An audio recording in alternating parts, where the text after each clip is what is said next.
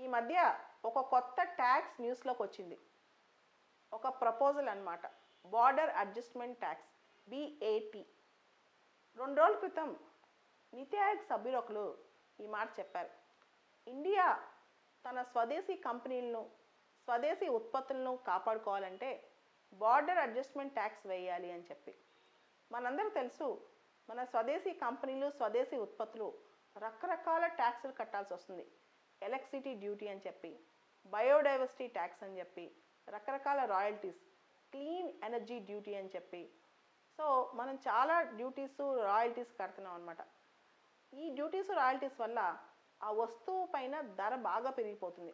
ఇవన్నీ కూడా వస్తువు ధరలో ఎంబెడ్ అయి ఉంటాయి అన్నమాట మొత్తం. దాంతో మన స్వదేశంగా తయారయ్యే ఉత్పత్తులు విదేశీ దగ్గర నుంచి మనం కొనుక్కొచ్చిన ఉత్పత్తుల కన్నా కాస్ట్ పెరిగిపోతుంది. అంటే ఫారెన్ గూడ్స్ కంటే కూడా ఇండియాలో మనం ఇండియన్ గూడ్స్ కొనుక్కుంటే ఇండియన్ గూడ్సే కాస్ట్ ఎక్కువైపోతుంది. దానివల్ల కన్జ్యూమర్ ఏం చేస్తారు?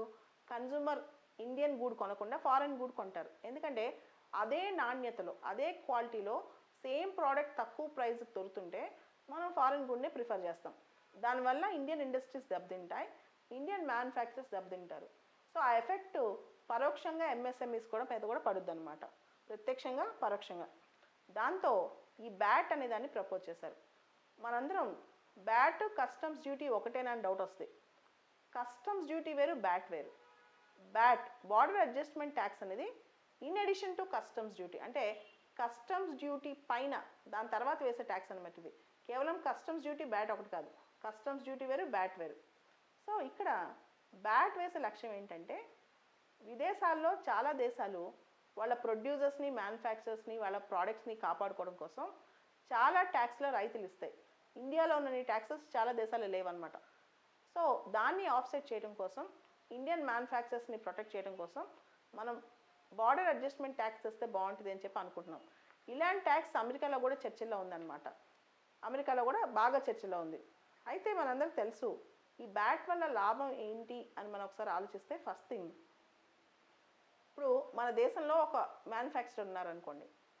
అతను తనకు కావాల్సిన స్పేర్ పార్ట్స్ విదేశాల నుంచి కొనుక్కుంటున్నారు.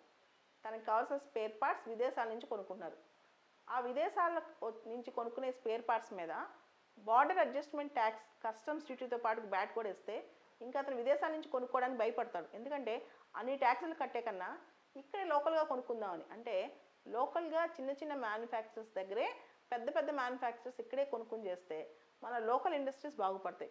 ముఖ్యంగా చిన్న చిన్న మ్యానుఫ్యాక్చరింగ్ స్పేర్ పార్ట్స్ ఎవరు ప్రొడ్యూస్ చేస్తారు? MSMEs. సో MSMEs కూడా ఇది హెల్ప్ అవుద్ది అనమాట.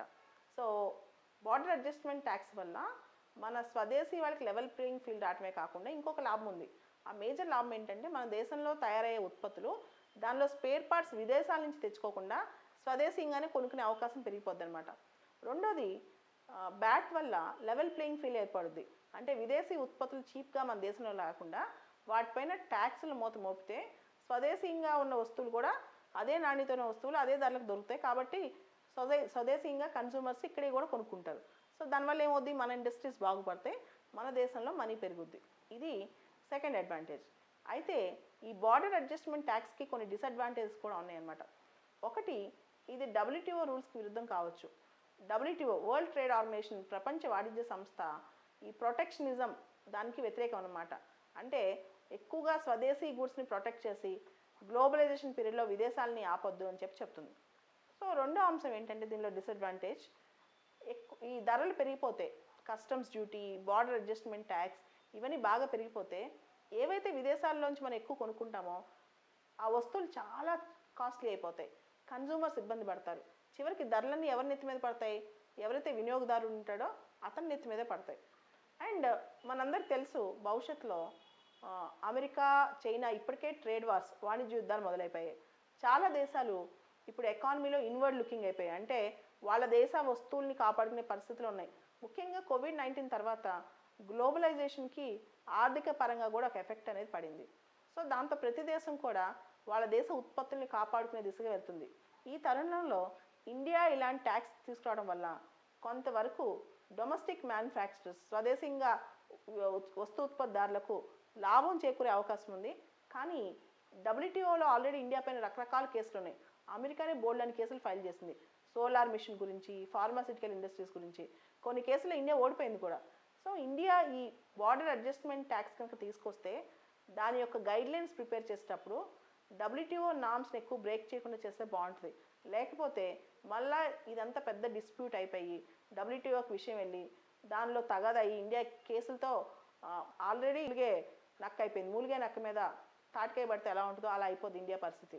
ఎందుకంటే ప్రతి దేశం కోవిడ్-19 వల్ల ఆర్థిక స్థితి అసలు ఏది బాగాలేదు. సో భారతదేశం పరిస్థితి కూడా అదే. కాబట్టి ఇప్పుడు మన డొమెస్టిక్ ఇండస్ట్రీని ప్రొటెక్ట్ చేసుకుంటేనే ఇంటర్నేషనల్ నామ్స్ బ్రేక్ చేయకుండా ఉంటే మంచిది.